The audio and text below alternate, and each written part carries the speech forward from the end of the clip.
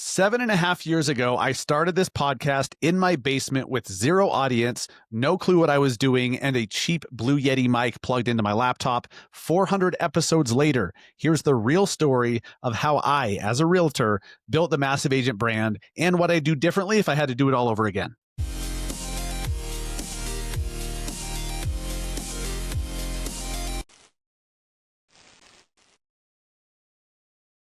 What's up, guys? Welcome back to episode 400 of the Massive Agent podcast. I am your host, Dustin Brohm, here in Salt Lake City, Utah.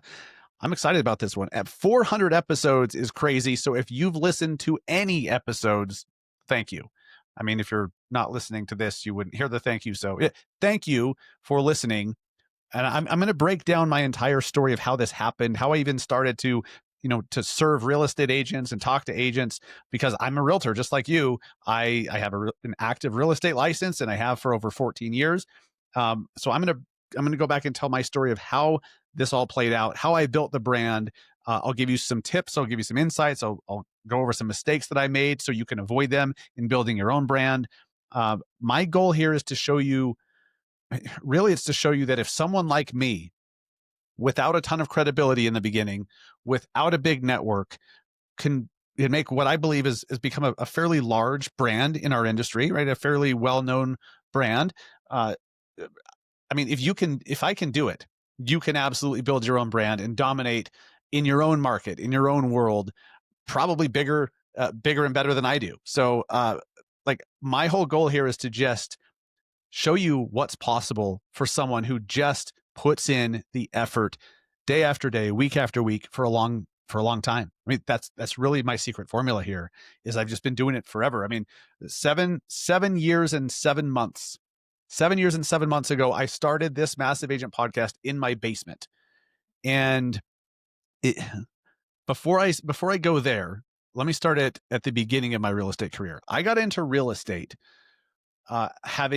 so, by the way, it was my first business that I'd ever really started. I mean, I had lemonade stands and fruit stands when I was a kid, of course, but it was the only entrepreneurial venture that I had ever had. Prior to real estate, I was working construction for a friend's dad, kind of like handyman stuff. So I was painting, I was digging ditches, I was renovating bathrooms and tearing out tile showers and stuff like that. I worked at a car wash doing details. I worked at a call center multiple times doing debt collections and surveys and all sorts of stuff. Like, I was doing all these dead end dude jobs that you do when you're, 17, 18, 19, 20 years old. I worked at backcountry.com for a while. That was one of my favorite jobs. I was a busser and a server at one of my favorite restaurants in Salt Lake for 5 years.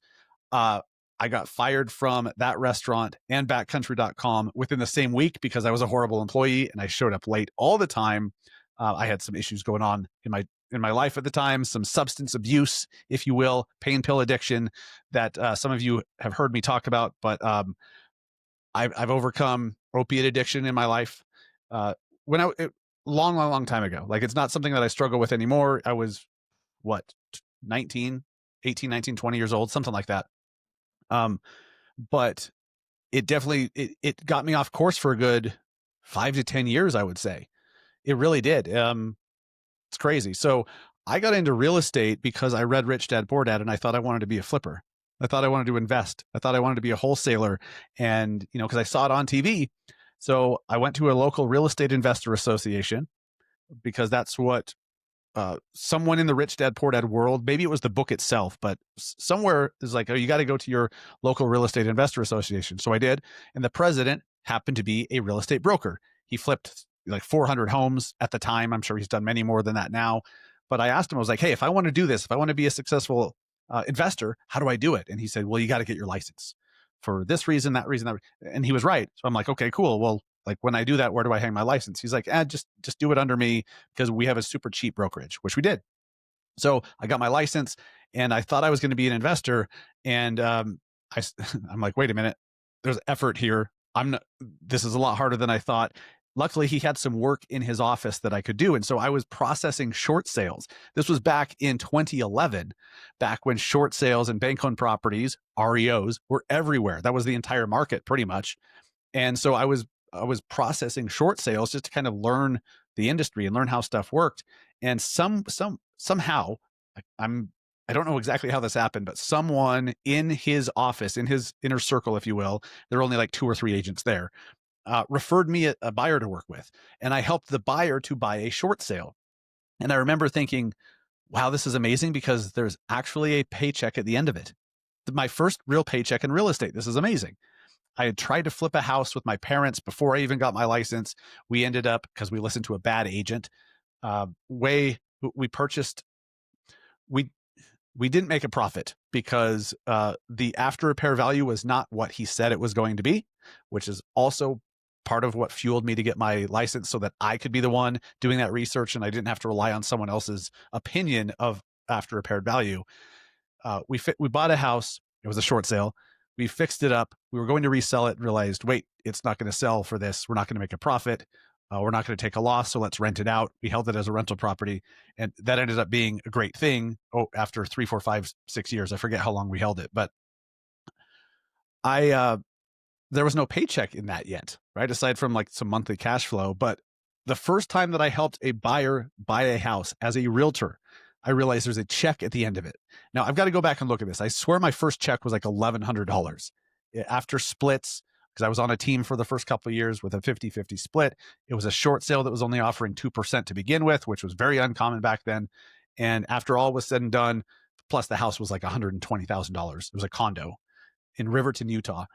My check was like $1,100, but it was still a check. And so I'm like, well, okay, let's do more of this. How can I get more buyer and seller clients so I can do more of this? Because this is actually paying me. I can actually earn a living here doing that. And so that's what started me on the path to be a realtor.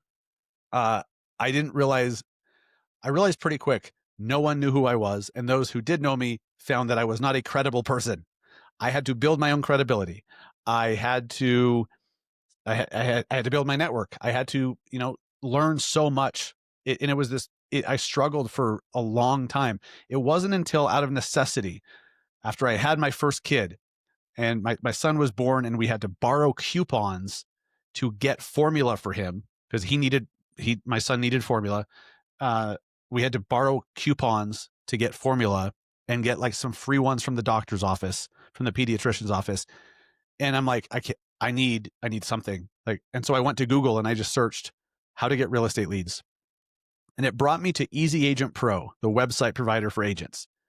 And they were doing a blog where they just gave out a ton of different ideas for realtors about how to attract business. And for the first time ever, I was like, wait a minute, this is so interesting because they're teaching me how to attract business, not chase it down like I'd been taught, not making cold calls, not making, door knocking and all the chase down type stuff. But they were teaching me how to bring business to me. That was the first time that I even understood that concept, consciously anyways. And so I started blogging. I started writing blogs to be found and indexed in Google so that when someone searched, they'd find me and my content. And a few months after I started blogging, I had someone reach out to me for the first time. This was probably 3 or 4 years into my career. I had a buyer reach out and they were like, hey, we saw your YouTube video, which is wild because I just took a Snapchat rant and put it on YouTube. They found it. It led them to my website. They decided that they wanted to hire me. Well, I didn't know this at the time because they're like, hey, we need to buy a house. And I'm like, cool, that's fine. When can I interview for the job? And they're like, interview? I was thinking I'm going up against a bunch of other agents because I always had been, right? I was always competing with all these other agents. And so they're like, no. We just want to work with you. How do we start? What do we need to do? What's the first step? So I was confused and they were confused. They were confused why I was confused. And I'm like, so I don't have to, I actually have the job. You're just calling me to hire me without interviewing and putting me up against all these people who are way better than me. And right then and there, I validated my approach to content marketing, to attraction marketing. And it was incredible. And I helped them buy a house and it was awesome.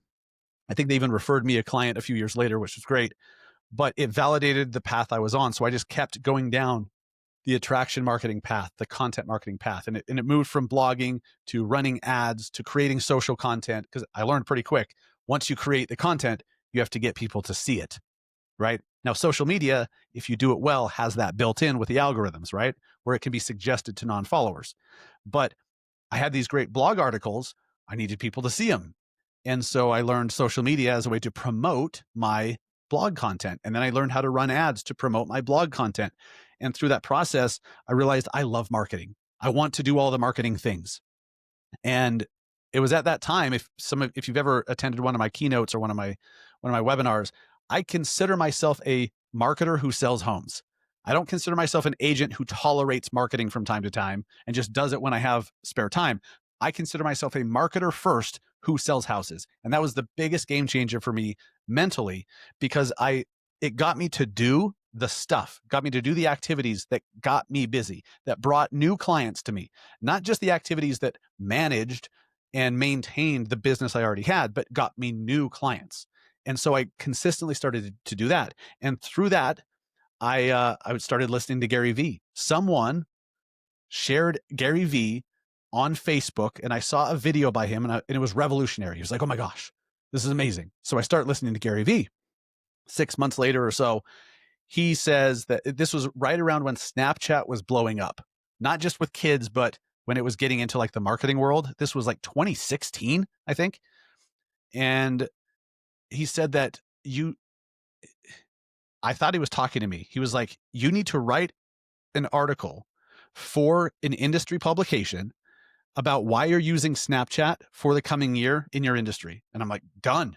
So first I had to start using Snapchat because I wasn't. And I started to figure that out. And I was like, well, this is kind of cool with this story thing, because stories didn't exist anywhere else yet. Mark Zuckerberg had not stepped in and ripped off the Snapchat story concept yet. It was only 10 seconds at a time on Snapchat. And I learned how to story tell through that format. And so I wrote an article. I'm not a writer, by the way. I freaking hate writing. English was always my least favorite subject ever. And I wrote an article. And I looked up, okay, who are the big industry publications? I found RIS Media, Riz Media. I found Inman, and I found Housing Wire and a couple others. Well, I sent them this article about why I was using Snapchat, and two of them published it. Riz Media and Inman published my article for real estate agents about why I was using Snapchat going into 2016, I believe, as an agent. And what's crazy is they included my little snap code, that little ghost QR code thing. They included that. I don't think they realized what it was at the time, but it was more like hey, here's how Snapchat works. They have these QR code ghost thingies that you scan. Well, people who use Snapchat know what that is. They included my screenshot of my ghost code in the article. So I woke up the next morning with like 1,000 followers. I woke up the next day with another 1,000 and another, and pretty soon I had thousands and thousands of real estate agents following me. This was way bigger than my audience of local consumers. And so at that point I had a decision to make. I was like, okay, I have all these agents that are like wanting me to teach them what I had just learned. They wanted to know more about how I was using this tool to build my business, which I was. So should I just ignore it, or should I just keep talking to buyers and sellers? Do I do it all at once? And so I tried to figure it out, and I'm like, I'm just going to speak to buyers and sellers and agents. And pretty soon over time, my audience of agents was so much bigger. And so all the feedback I was getting, all the questions I was getting, all the connections I was making were with other agents. And so I just naturally started to do content for real estate agents. That I was doing it business-wise because I'm like, well, I can get some referrals. If everyone knows me as the Salt Lake agent, I can get some referrals if they think I'm credible enough to do that. And I started to get some referrals. So it was working. And I was like, this is great. I'm going to keep going. And because I'm a marketer who sells homes, I want to do all the things. So through this process, I had this audience of agents. I was still trying to market to buyers and sellers, but I was doing more content for agents for sure, because that was my biggest audience. And it was getting me referrals. So in that process, where the hell was I going with that? So in that process, I completely lost my train of thought.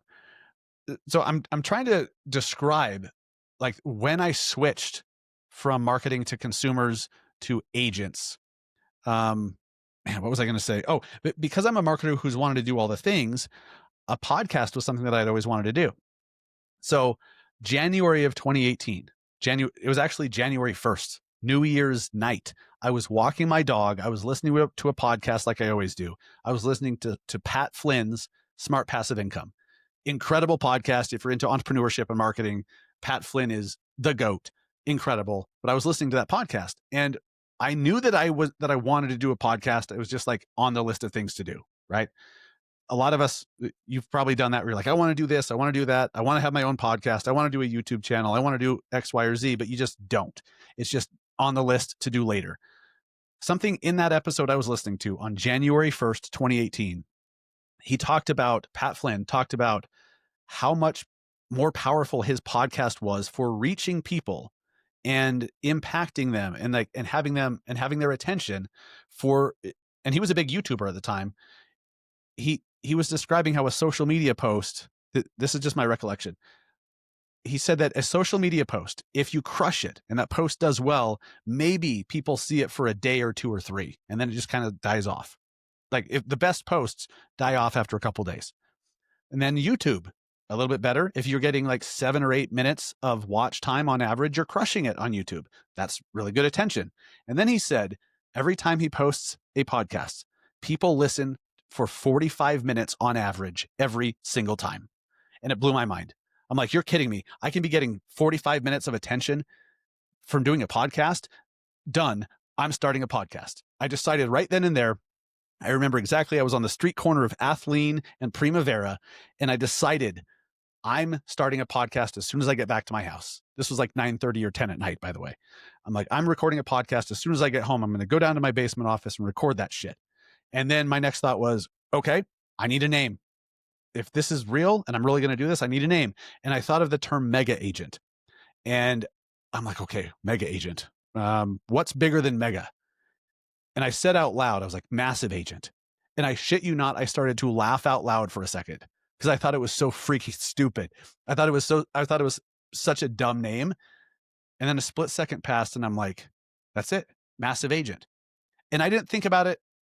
I didn't second guess it ever again. I'm just like, that's it. I'm going to make massive agent mean something because Google didn't mean anything to anybody until Google made it mean something. So I'm like, I shouldn't be caught up on a name.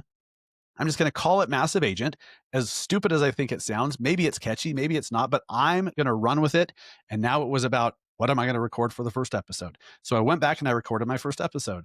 And spoiler, you probably know this by now, I just started recording one episode every single week that dropped every Thursday morning for now 7 years and 7 months. 400 episodes. Sometimes I've done a bonus episode here or there, but every single week at a minimum, I drop one podcast episode, and I have for almost 8 years. That audience, of course, for this podcast is you guys, is agents. And as it started to grow, it started at 0, by the way. I think my first month, maybe I had 500 listens or something. Then it maybe 1,500 the next month. And I think it started to grow pretty quick because I already had somewhat of an audience of agents from Snapchat that had then, I started a Facebook group and, we had some agents in a community on Facebook as well, part of the Snapchat crew. This is where I met Chelsea Pites. She's one of my oldest friends in the industry. We started together. So cool. It's Chelsea, Shannon Milligan, Bucky Beeman. And there were a couple others as part of this core group of Snapchatter real estate agents. It was so cool. But where do I even go from here? So I start this podcast and here's a big takeaway. I remember thinking to myself that I'm not going to put an end date because I was thinking, how long am I going to do the podcast for? I thought that, and then I'm like, that's a bad question. And so this was all happening in my head all within, a split second. I just decided to do it every week. I didn't put an end date on it. I didn't say I'm going to do this for 30 days or I'm going to do this for 6 months or I'm going to do this for a year and see what happens. I just thought I'm going to do it every week. I'm just going to do it every week. And what happens is now I wake up 7 years and 7 months later and I've done it every damn week. And I've done 400 episodes. And the doors that have opened to me because of that, I can't even put into words. My entire life is changed. My entire business model is the way that it is because I started that podcast. And I made a bold move to switch from marketing to consumers to marketing to agents. So January 2018, I launched the podcast. by May of 2018, I launched my Massive Agent Society coaching group. It started as a course/coaching group because I thought, well, how can I have a better, deeper connection, and how can I take some of these agents who want more of my help, who want more of my insight and wisdom and stuff that I've learned? How can I provide more of that? And I thought, well, a course, a community. That's how. So I launched the Massive Agent Society back in May of 2018, and I joined eXp Realty at the same time. I didn't intend to do them both at the same time. They just kind of happened at the same time. And when I joined eXp back then, that's where I created the business model that I have today. I've added a couple things that changed the way a couple things look, but for the most part, that's where I built the business model that I have today. And so I'll go over how I make money, where it comes from, where my biggest revenue sources come from, how that all works. I'll talk about that. But the EXP business model helped me to transition from being the one selling the houses to helping agents sell a bunch of houses and earning some of the revenue whenever that happened. And that's been huge. So then in August of 2022, I partnered with BAM. My podcast had been going for 4 years or so. And is that right? Yeah, 4.5 years or so. And I partnered with BAM, joined their network, so to speak. And so my podcast still today is a partner of BAM. It's a partner of the Broke Agent Media Network. And that's been incredible. What that looks like is they did not pay me. They did not buy me. I do not pay them. They promote my show. I promote their network. We do some cross-pollination stuff, some cross-promotion. And that's the relationship that I have with BAM. And it's been awesome. It's been great. Is it perfect? No. But what the hell is? So I'm super happy that I'm partnered with BAM still today, 3+ years later. Proud of that. It's actually like exactly 3 years later. So let's break this down now. I've shifted my audience from trying to get buyers and sellers to close the deals myself to now trying to reach more agents so I can help agents sell more houses. But how does that pay me? How can I build a business off that? Well, it started originally with I was getting referrals. So I was able to close more real estate transactions while I was still producing myself because of the referrals that were coming from my agent network. That was fantastic. When I joined EXP, that gave me the ability to share revenue. If I helped agents come to the brokerage and sponsored them, if you're not familiar with the model, you sponsor an agent. That means that they say that you are the one responsible for bringing them to the company. And because of that, whenever they sell houses up until they hit their annual cap, some of the revenue that goes to the brokerage gets shared back with me and a few others who are qualified to earn revenue share. So I saw pretty quickly, I'm like, maybe that's my way out of production. Throughout this whole journey, I never wanted to be the agent selling houses myself forever. I wanted to build a business. I had no idea what it looked like. Originally in the beginning, I thought I had to sell enough houses to become a broker. Then I could start my own brokerage and then I'd be rich. And through all of that, I realized I don't want to own my own brokerage. I start a team instead. And then I'm like, wait, with the revenue share thing, I don't even need to have a sales team. I can just bring agents, partner with them. Doesn't cost them any extra money at all, but the brokerage will share some of their revenue with me if I help agents be successful. Sweet. And so pretty soon, as I brought some agents and they brought some agents and I brought some more agents, that started to become a significant income that let me transition out of sales myself. And then I realized this is where I wanted to go, because I love helping and talking to and supporting and working with agents all day long. If I was still personally selling, I wouldn't be able to, I'd have to work on my own deals. I'd have to be communicating with my own clients. I wouldn't be able to spend all day, every day creating content for, doing Zoom calls with, coaching calls and masterminds with other agents, because I'd be too busy running my own business. So, right now, my current business model, the way that I make money, the majority of my money comes from revenue share from my brokerage. I joined EXP back in May of 2018, a year and a half ago. So that was February or March of 2024. I left EXP and joined Real. And I now today, as of the time of recording, have about 900 agents. I'm just shy of 900 agents in my organization, which is wild. and I'm super grateful and humbled about, actually. Grateful for and humbled about, if I'm even saying that right. But those 900 agents, last month, 411 homes sold in my network. 411 homes sold in my business last month that I shared some of the revenue from. That's pretty incredible. I mean, there were a lot more homes sold in that 900 agents, but 411 transactions that I got to share in the revenue from. A lot of those agents are already capped, and so there's no revenue to share after you capping. So I don't even know how many total transactions, 1,000 maybe from my group, but those 411 transactions, each one I shared a little bit of revenue with, which turns into a pretty generous, pretty nice income. I also earn money from referrals from time to time. I do outgoing referrals now. So I'm the one giving the referrals. Another agent closes it and I get a referral fee. Love those. Those are my favorite. Every once in a while, I get some affiliate money if I recommend a product or a service and somebody clicks the link or whatever. Maybe I get $20 or $30 or $5 or whatever it is. Like there's some affiliate money. It adds up to, hundreds per month, not thousands. And then my coaching and my courses.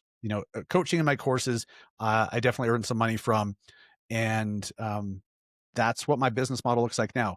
If I had to zoom out, the reason that I do this podcast every week, the reason that I do the social media content that I do every week, every day, is I know that if I just help agents to elevate their business, if I help agents to grow, if I help agents to sell more, to build a business, to do better, to be bigger, it directly affects my bottom line because we're in partnership together.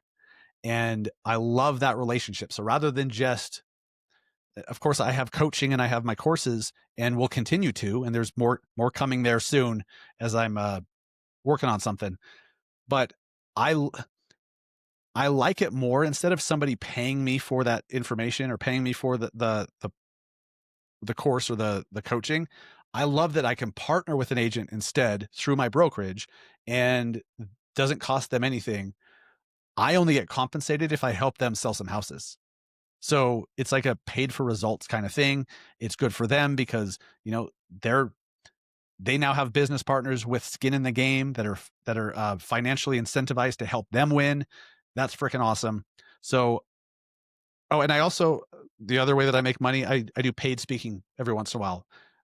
Every once in a while, I do a paid speaking event.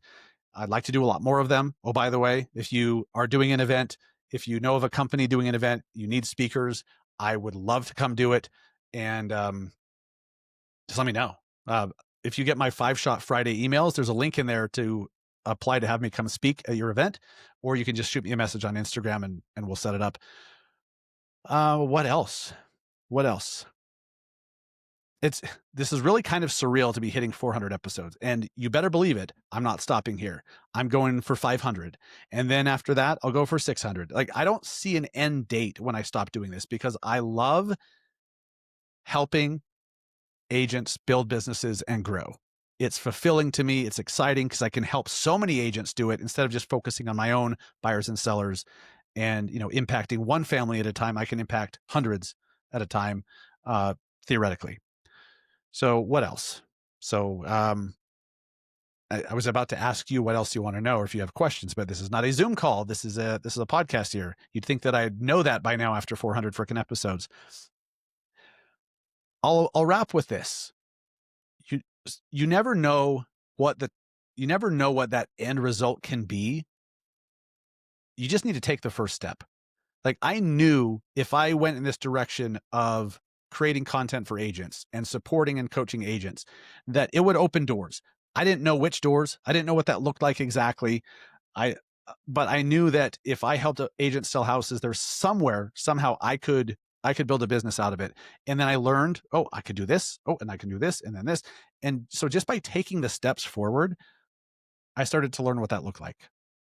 So whatever you are trying to figure out in your business, ideally you find someone that's done it before and follow their lead and do what they've done. But sometimes there is no one, or you don't know who those people are, and you just have to trust your gut. I would challenge you to do that. Trust your gut a little bit more. Take those first steps, because I believe the quote goes, you don't need to see the top of the staircase to take your first step. I believe that wholeheartedly. Start taking steps, and then the next step reveals itself, and then the next step reveals itself. And all the good stuff happens along the way. Like, I'm super grateful with the friendships that I have, the business that I have, but it's been this slow thing all along the way, day by day by day. That's what's made it super fulfilling. So this show is not going anywhere. I'm not stopping. I'm gunning for episode 500. I want another million downloads. We hit a million downloads a year ago or something like that. I can't remember, but we're now at like 1.2-ish million downloads on this podcast, which again, is mind boggling. I want to get to 2 million. I want to get to 5 million. Let's freaking go. So I need you to share this podcast, whether it's this episode or a different one. Share it with other agents who you believe would get value from it. That's how we help more agents. And that's how you can help me to grow this audience, because I keep coming back because I know that this is helping you. I know that you're enjoying the content. I know that it's helping you. I know that you're getting some information or some insights or some tactics that you implement that then grows your business and you make more money for your family. And by the way, I only know this because I get some messages every once in a while. I see some reviews every once in a while. Without those, I would be flying blind and it'd be pretty lonely. So every time I see someone share the pod, it's super awesome, because it reminds me, hey, there's people listening. There's people watching. There's agents that actually find this valuable. Otherwise, they wouldn't be sharing it. And that's super cool and humbling. So thank you. I hope this episode's been helpful. I missed a lot. I'm trying to sum up a 14-year real estate career in 30 minutes. I'm trying to sum up, this massive agent brand that I've built over the last 8 years, 7.5 years into a 30-minute podcast. I missed a lot. I'm sure that I'll listen back to this and be like, damn it, I can't believe I missed this. How could I miss that? But it is what it is. I did my best today. I appreciate you listening. I'll see you next week for episode 401 as we start marching towards episode 500 and 2 million downloads. Thank you all so much. I appreciate it. If you don't follow me on Instagram, please go do it. I believe I'm making the best content in my career. I made an investment back in March. I hired a full-time videographer, and I'm able to do so much more content at a higher level. It's been incredible. I put out everything that I can in this podcast, and then every single day, I just keep pouring what I've got into my social content. So if you're not following me on Instagram, go to Massive Agent on Instagram, Massive Agent on YouTube, Massive Agent on TikTok. Follow me on LinkedIn. Follow me on X. I'm Massive Agent everywhere, and I'll keep coming back with content for you. And if there's anything that you need from me content-wise, let me know, and I'll create it. I appreciate you all so much. Thanks for helping me to get to episode 400. I'll see you next week for 401.